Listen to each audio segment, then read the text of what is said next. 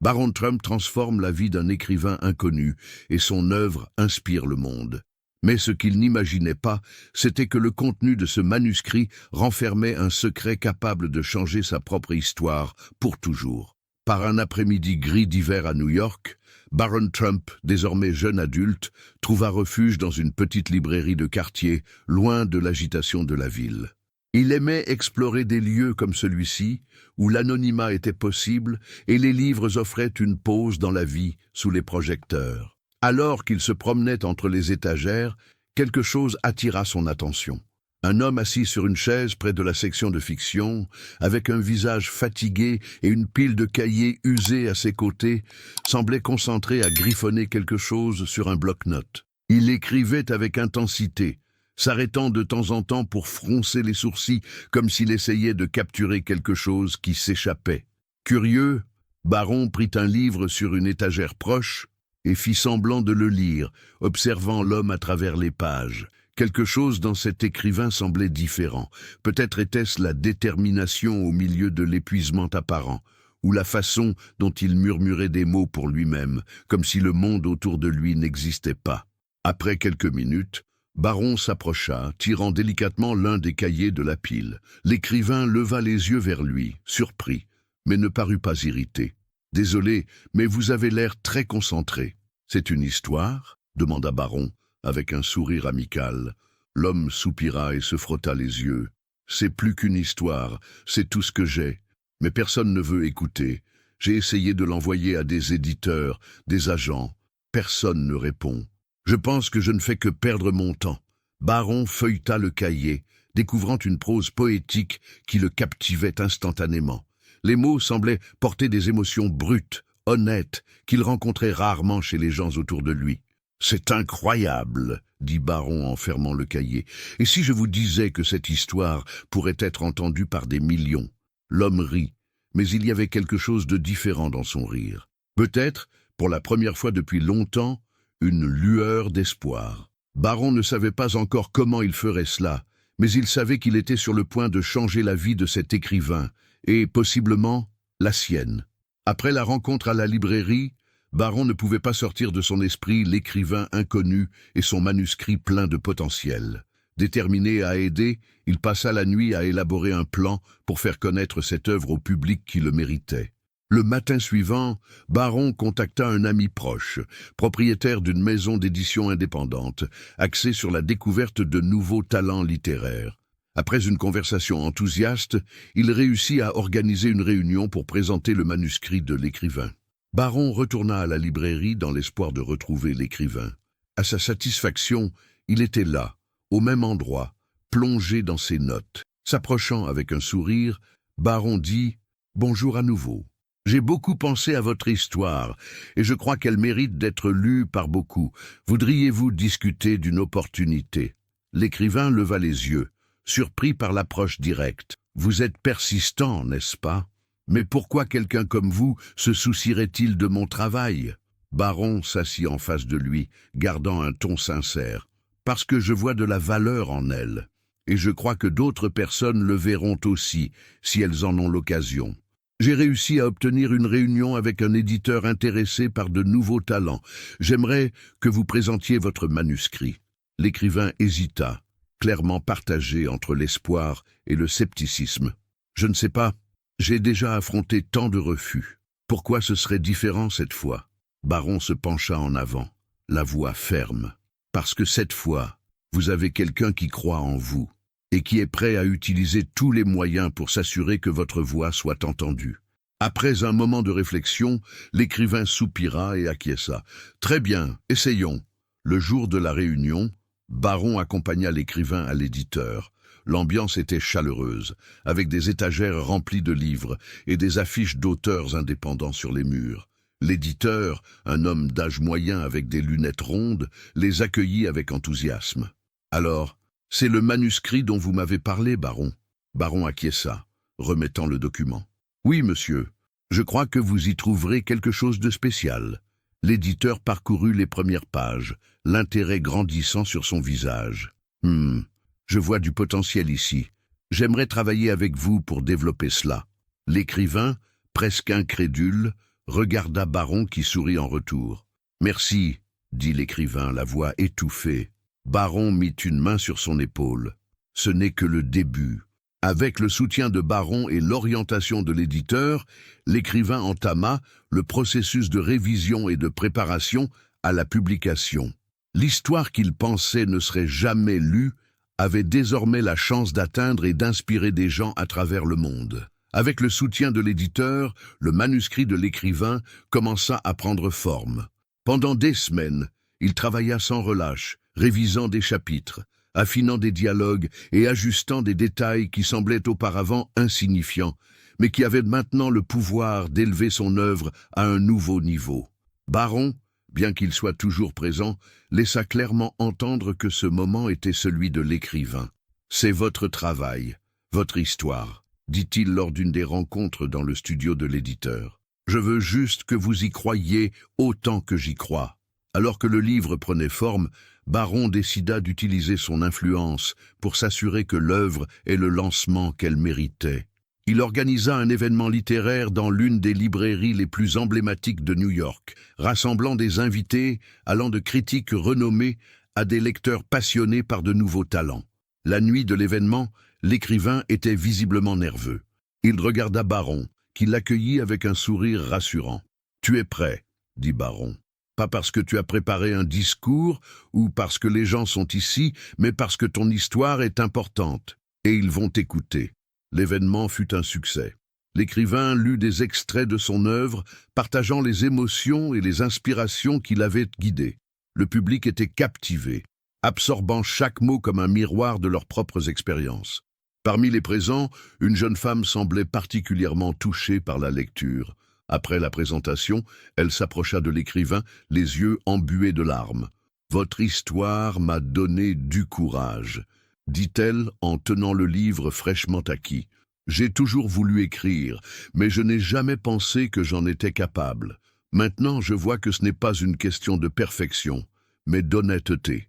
Merci. » L'écrivain, surpris et ému, parvint seulement à répondre « Merci de me dire cela. C'est pour ça que j'écris. » Baron, observant la scène de loin, ressentit une satisfaction qu'il n'avait jamais éprouvée auparavant. Il savait que cette interaction simple n'était que la première de nombreuses autres. L'impact de l'histoire de l'écrivain ne faisait que commencer.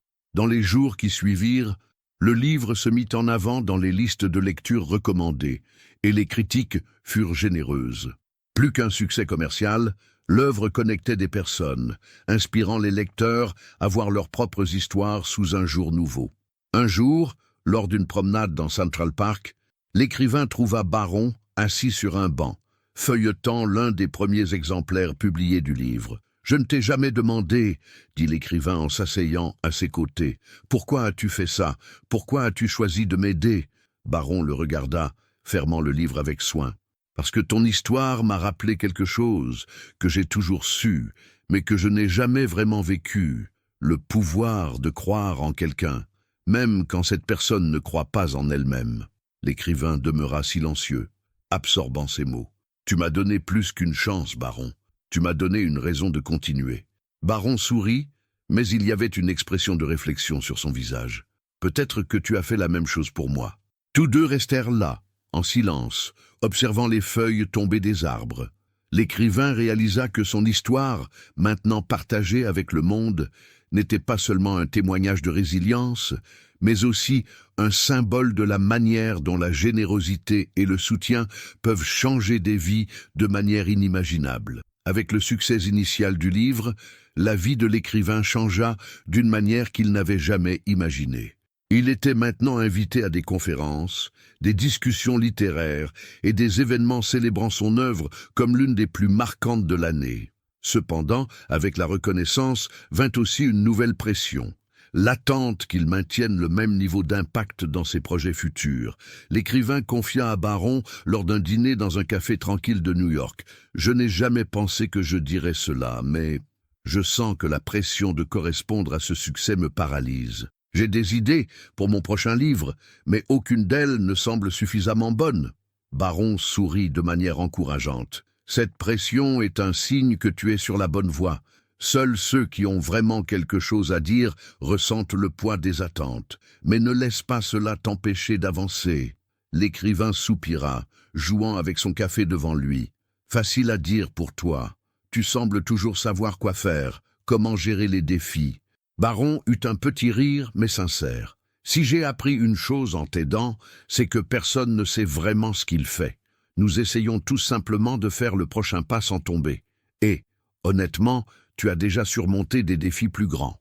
Les mots de Baron semblaient réconfortants, mais l'insécurité de l'écrivain persistait. Il passa des semaines à essayer d'écrire quelque chose de nouveau, seulement pour se heurter à des pages blanches ou à des idées qui le frustraient.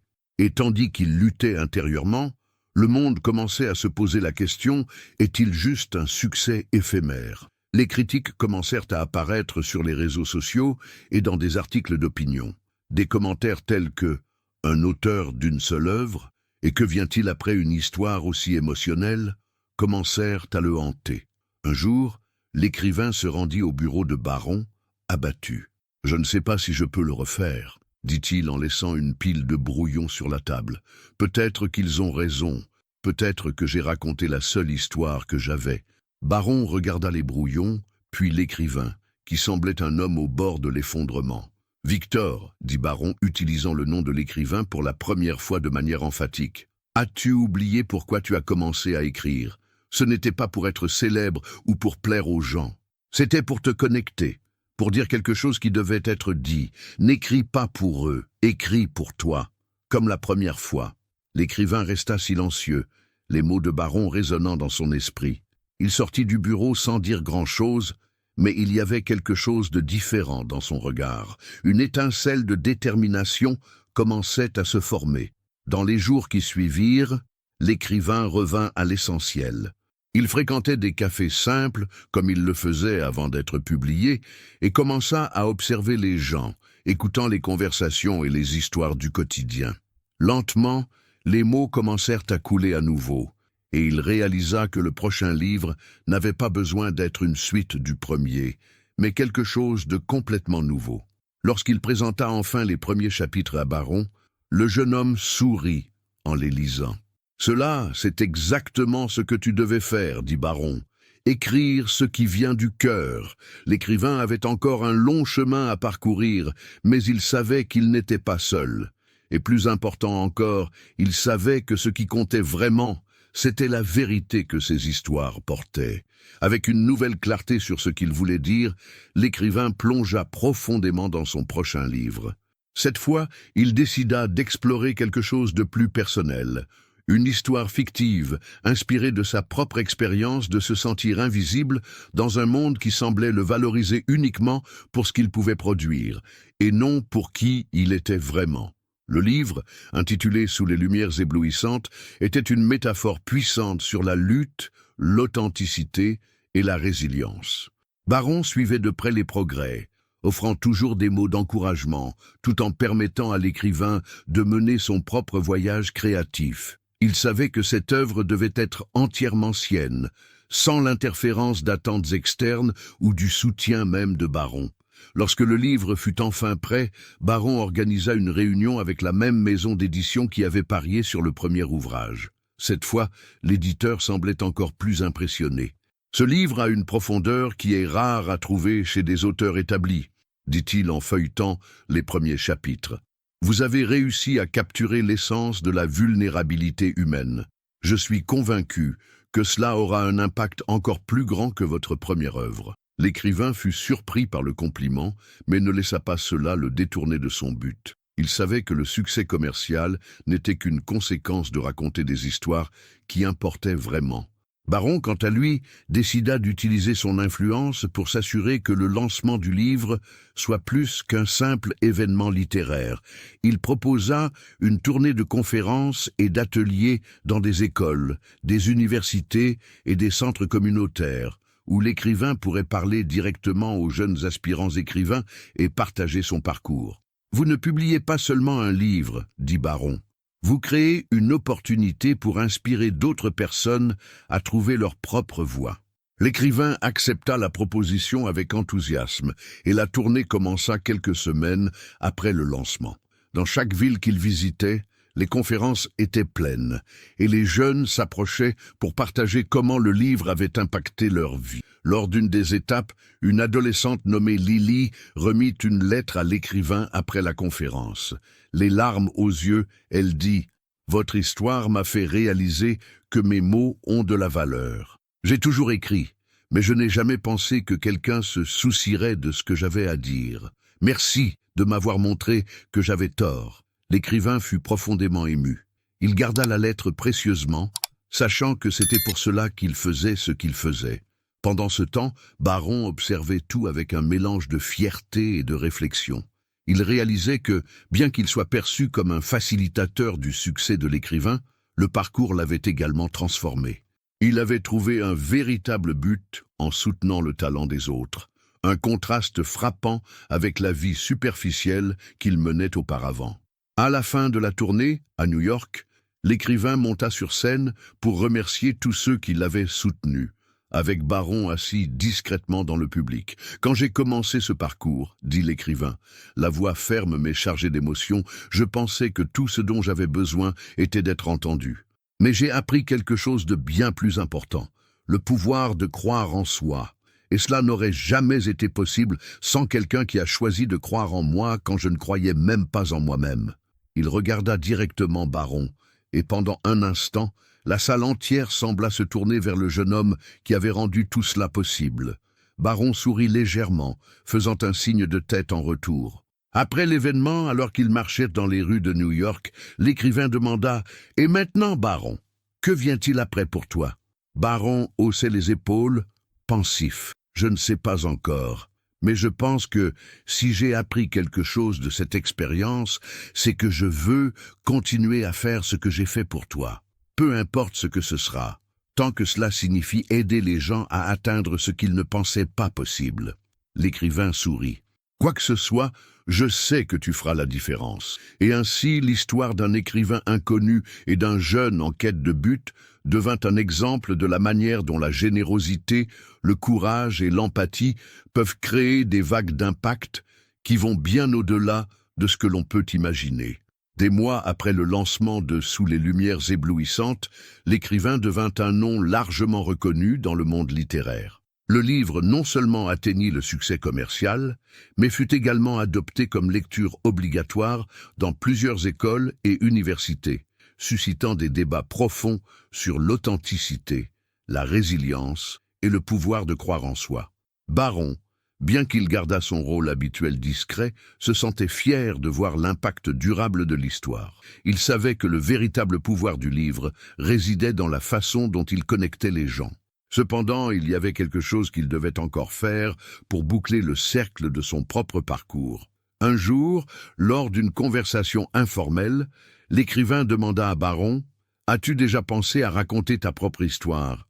Baron fut surpris par la question. « Mon histoire ? Je ne sais pas si c'est quelque chose que les gens aimeraient entendre. » L'écrivain rit en secouant la tête. « Tu rigoles ? Tu as aidé à transformer ma vie et celle de tant d'autres. S'il y a quelqu'un qui comprend l'impact de croire en les autres, c'est bien toi. » Baron réfléchit à ces mots, mais resta incertain. Au fond de lui, il savait que son hésitation venait de la peur d'être jugé pour qui il était, ou pire, d'être mal compris. Mais, pour la première fois, il commença à imaginer ce qu'il pourrait faire s'il partageait sa propre perspective avec le monde.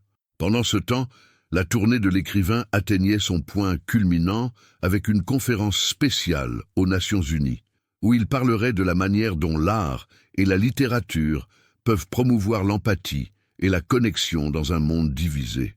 Baron l'accompagna, comme toujours, mais cette fois, il y avait quelque chose de différent. Il avait le sentiment que cet événement marquerait un tournant, non seulement pour l'écrivain, mais aussi pour lui. Lors de la conférence, l'écrivain aborda l'importance de donner des opportunités à des voix sous-estimées. Il raconta sa propre histoire, mais parla aussi de Baron, mentionnant comment sa générosité avait été le catalyseur de tout cela. Souvent, le changement commence par un acte simple de croire en quelqu'un, dit-il, regardant directement Baron dans l'auditoire.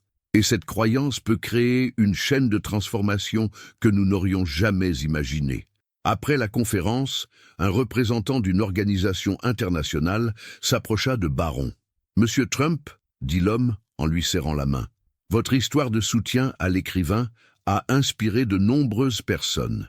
Nous aimerions discuter de la manière dont vous pourriez diriger des initiatives pour promouvoir de jeunes talents dans différents domaines créatifs. » Baron fut surpris, mais aussi intrigué.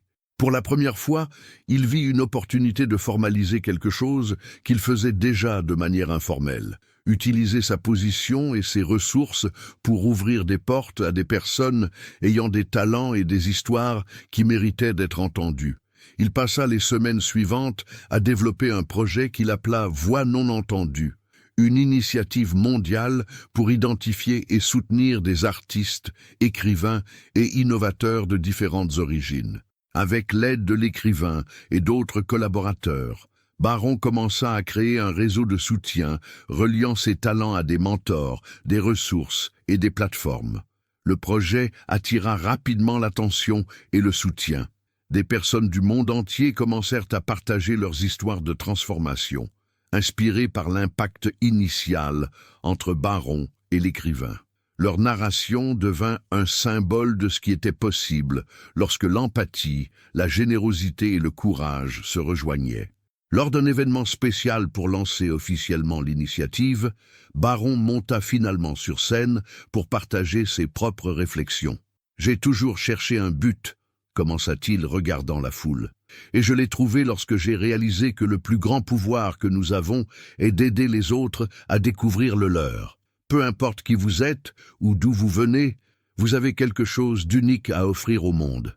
Parfois, tout ce dont nous avons besoin, c'est de quelqu'un qui croit en nous. » L'ovation qui suivit fut assourdissante. Baron, qui préférait auparavant l'anonymat, était désormais devenu un exemple de leadership compatissant et transformateur. Cette nuit-là, alors que l'événement touchait à sa fin, l'écrivain trouva Baron dans les coulisses. « Alors, » dit l'écrivain avec un sourire, « que vient-il ensuite ?» Baron sourit en retour, son regard plein de détermination. « Je pense que ce n'est que le début. » Des mois après le lancement de l'initiative Voix non entendues, Baron et l'écrivain observèrent l'impact que leur collaboration avait déclenché. De jeunes artistes, écrivains et visionnaires du monde entier commençaient à s'épanouir, beaucoup partageant des histoires sur la manière dont ils avaient trouvé la force de poursuivre leurs rêves après avoir rencontré l'exemple de l'écrivain et le soutien de Baron.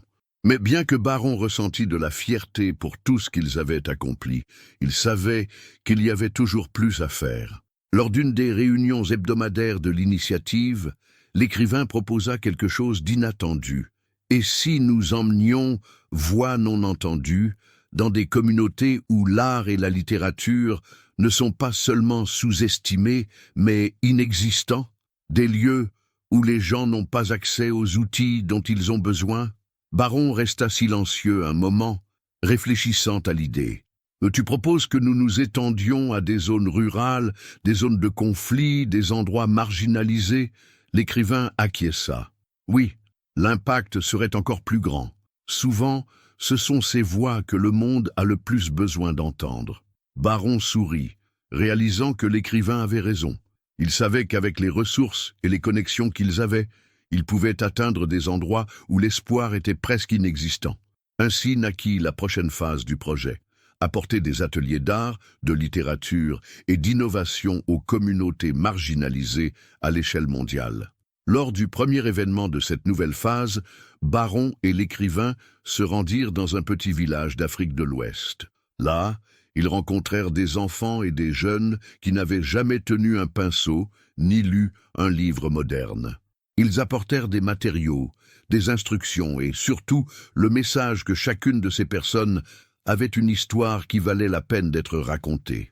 Lors d'un des ateliers, une fille nommée Amara montra à Baron un dessin simple mais chargé d'émotion, un soleil émergeant derrière une colline sombre. Elle a expliqué, il s'agit de trouver la lumière, même lorsque tout semble sombre.